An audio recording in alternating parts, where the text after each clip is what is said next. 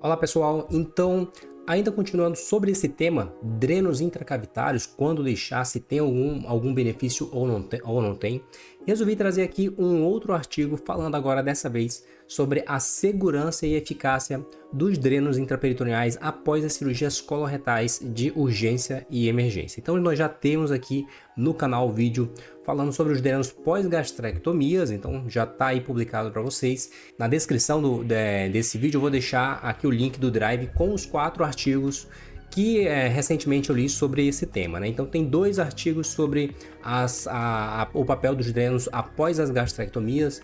Tem esse artigo aqui que nós vamos utilizar no vídeo de hoje e também tem um outro artigo muito bom sobre drenos pós-cirurgias de urgência no contexto da cirurgia geral. Então mais naquele contexto das colecistite, pós-apendicectomia, pós-úlcera péptica perfurada, se tem ou se não tem algum benefício nesses drenos. Então não deixa de estar vendo também os artigos que vão estar aqui disponível para você baixar, tá? Então vamos indo aqui para esse artigo, né? Então o artigo de 2023 que avalia, como eu já falei, a segurança e a eficácia dos drenos intraperitoneais após as cirurgias coloretais de urgência e emergência. Então na introdução ele já traz aqui o papel que esses drenos deveriam cumprir, né? Então, os drenos intraperitoneais, após as cirurgias coloretais de urgência, nós deixamos ali na intenção que esses drenos criem ali uma via de baixa resistência para a drenagem de seroma, secreção fecal, secreção purulenta de sangue, e esses drenos então eles poderiam indicar algum evento pós-operatório indesejado, né? Como sangramentos ou uma fístula de anastomose, e essas evidências recentes demonstrando que não existe um benefício de deixar dreno no pós-operatório das cirurgias coloretais nesse cenário das cirurgias eletivas. Então já existe aqui esse estudo, o COMPASS, que trouxe ali fortes evidências que não existe um benefício clínico de você drenar o paciente após as cirurgias coloretais eletivas. Trazendo isso, então eles mostram que ao invés até de trazer benefício nas cirurgias eletivas, o dreno pode estar associado até alguns malefícios, e provando ali que realmente os pacientes que têm um dreno de cavidade após essas cirurgias têm um maior tempo de internação hospitalar, tem uma maior taxa de infecção de sítio cirúrgico. Bom, então isso é realmente, né, em todos os outros estudos que eu já li, mostra que realmente o paciente que tem um dreno de cavidade, ele tem uma maior internação hospitalar e também tem um maior risco de infecção de sítio cirúrgico. Então isso é um achado meio que unânime em todos esses artigos quando nós avaliamos a questão do dreno de cavidade pós-cirúrgico. Ainda permanece incerto se esses achados podem ser extrapolados para o cenário de emergência, e é para isso que esse estudo veio aqui, para tentar ver se a questão da drenagem após as cirurgias coloretais, se no cenário de urgência e emergência também não tem esse benefício, assim como foi mostrado no cenário eletivo. Então o COMPASS é um estudo prospectivo multicêntrico de coorte que avaliou a drenagem intraperitoneal em diversos países após as cirurgias coloretais, tentando avaliar essa segurança e eficácia. Dos critérios de elegibilidade para o estudo, então aqui esse estudo ele avaliou pacientes acima de 18 anos que foram submetidos a cirurgias coloretais de urgência por alguma dessas indicações, ou por doença benigna ou doença maligna. Esses pacientes foram incluídos, e foram excluídos aqueles pacientes que foram submetidos a cirurgias sem ressecções coloretais. Então aqueles pacientes que foram submetidos a apendicectomias, que não houve ali uma ressecção coloretal maior, esse paciente não entrou no estudo. Então cirurgias que não eram primariamente coloretais, como as cirurgias ginecológicas, cirurgias urológicas, também não entraram nesses estudos, e cirurgias que não tiveram incisão abdominal, como os procedimentos endoanais. Dos objetivos dos resultados primários, então esse estudo teve como resultado primário avaliar a taxa de drenagem intraperitoneal dos pacientes que saíram daquela cirurgia com um dreno de cavidade E dos resultados secundários incluíam então a taxa e tempo de diagnóstico de coleções intraperitoneais pós-operatórias, definida como coleções que alteraram o curso pós-operatório normal desse paciente. Como resultado secundário também avaliou a taxa de complicações específicas relacionadas aos drenos em 30 dias, e essas complicações incluíram então a infecção do sítio cirúrgico, irritação cutânea ali no local de inserção do dreno.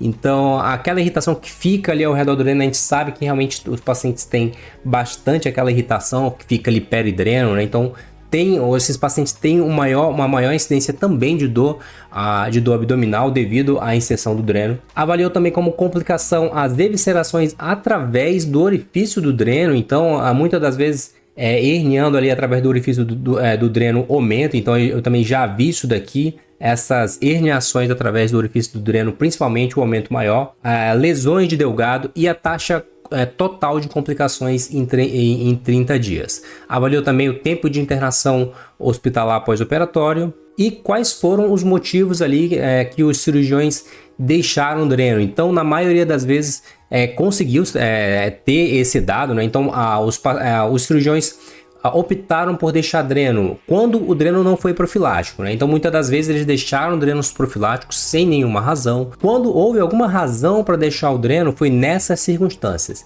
naquelas cirurgias contaminadas ou infectadas, naquelas cirurgias onde houve um sangramento excessivo, quando houve alguma dúvida quanto àquela anastomose. Então, quando aquela anastomose ficou um pouco isquêmica ou o teste do borracheiro positivo. Então, nessas circunstâncias aqui, o cirurgião preferiu deixar um dreno de cavidade. E nas análises estatísticas, então, foram avaliadas a demografia desses pacientes, variáveis perioperatórias, assim como as comorbidades dos pacientes, e avaliou no grupo com dreno e sem dreno. Indo então aqui para os resultados do estudo. Então, 2.673 pacientes foram elegíveis para o estudo, sendo que houveram várias outras exclusões desses pacientes. Ao final do estudo, então, sobraram 725 pacientes. Foram avaliados em 22 países. Os pacientes, 48% eram do sexo feminino e uma mediana de idade de 68 anos. Os pacientes foram submetidos a cirurgias de urgência, como nós já falamos, em 139 hospitais. As cirurgias foram realizadas para causas benignas em 55% dos casos. A cirurgia foi realizada para causas benignas em 55% dos casos, para obstrução do cólon em 13%, para doença diverticular em 12% e doença intestinal inflamatória. Então tiveram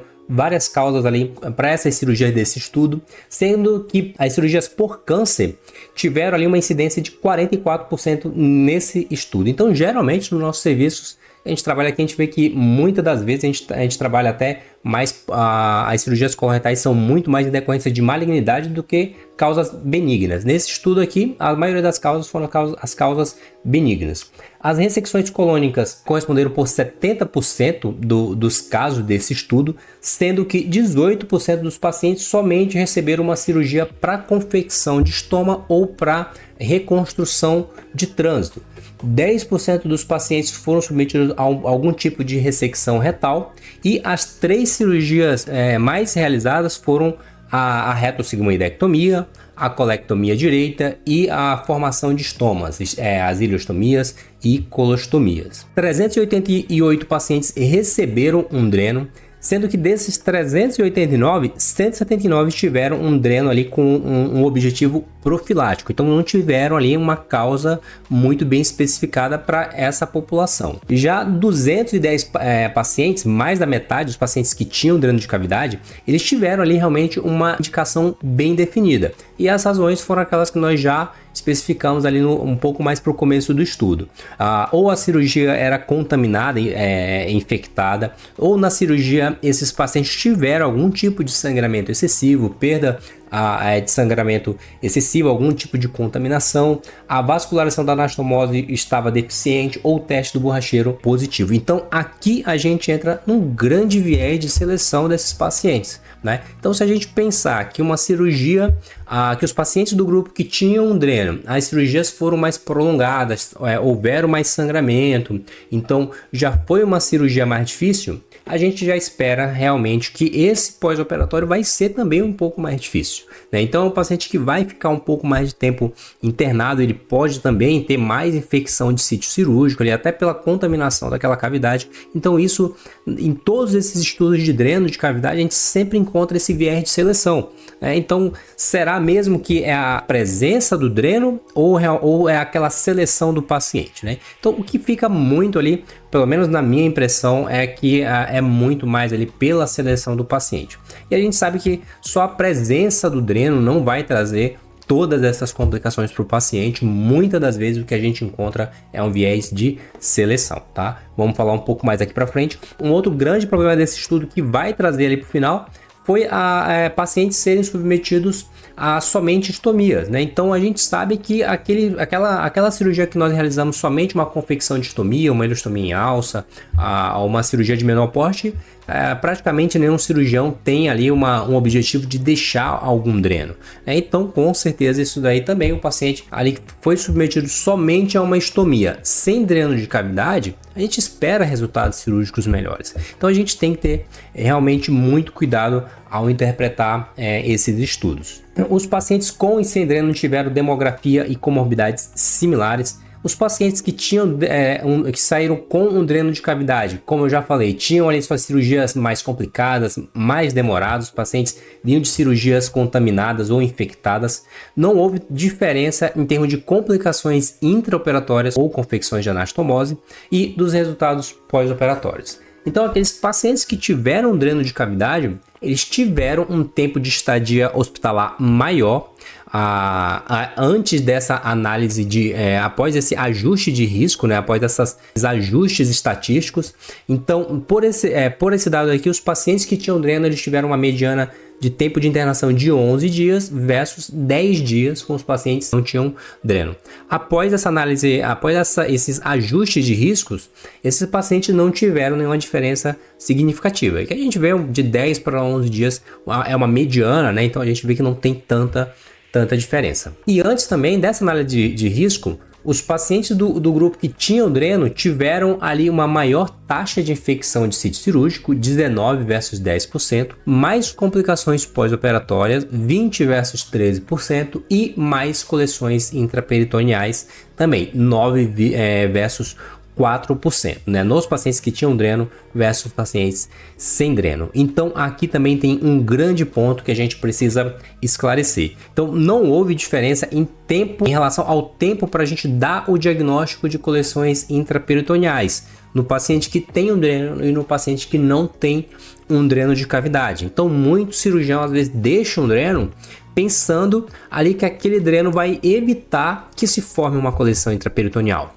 Então a gente sabe que nas peritonite difusa, um dreno de cavidade não consegue contemplar toda a cavidade. Pode ser sim ali que esteja alguma daquela região ali pode acabar coletando ali secreção purulenta e o paciente ter uma coleção intracavitária. Então esperar que o dreno vai evitar a formação de abscessos intraperitoneais, isso não é uma verdade, isso a gente já entende isso daqui. Então, e também muitas das vezes é um cenário que a gente encontra, o paciente tem um dreno de cavidade, aquele dreno tem um débito seroso e o cirurgião acha que não tem nada de errado com o abdômen. Então isso não pode, realmente isso daí é um pouco complicado o cirurgião ter essa conduta frente a um paciente como esse, né? O dreno seroso, ainda mais aqueles pacientes que têm um dreno por muito tempo, né? Mais do que 7 dias, 10 dias já tem uma epitelização daquele trajeto. Então, muitas das vezes o paciente pode ter até uma contaminação difusa da cavidade. Se aquele trajeto do dreno estiver epitelizado, ele não vai drenar aquela coleção, aquela secreção purulenta, aquela secreção fecal. Então, muito cuidado ao interpretar nesse contexto clínico. Então, já deixando até a minha opinião, não acho que seja errado deixar um dreno. A gente acaba que na nossa prática a gente vê que não altera tanto o curso pós-operatório desses pacientes. Só ali, realmente não condena a colocação de dreno ou não. Acho que vale muito a pena em determinadas situações de a gente ter um dreno. o que a gente tem que saber é isso, que nem sempre ele vai contemplar uma coleção, ele não vai evitar que se formem abscessos intracavitários e que um débito seroso naquele dreno não significa 100% que esteja tudo certo com o abdômen do paciente. Então acho que essa é uma das principais mensagens que eu queria deixar após esse estudo. Já adiantei um pouco a minha opinião, mas vamos continuar aqui então nos resultados desse estudo. Indo então aqui para discussão. Então, já mostrando que não existem evidências clínicas que sustentem o papel do dreno após cirurgias coloretais eletivas. Então, para o cenário eletivo já não tem muito esse benefício.